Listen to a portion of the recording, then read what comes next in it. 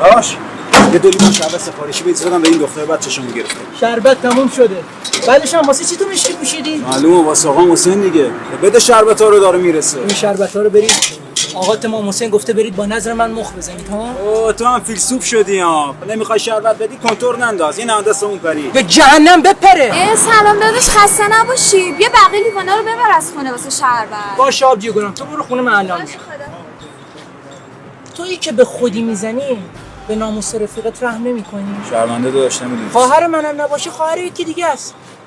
10 شب حرمت نگهدار انسان باش. حالا هم اگه میخوای ثواب کنی بیا این شربت ها رو به بعد پخش کن.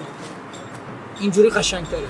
حیدر حیدر اول آخر حیدر حیدر حیدر ساقی کوثر حیدر حیدر حیدر ای مظلوم فاتح حیدر حیدر فاتح خیبر حیدر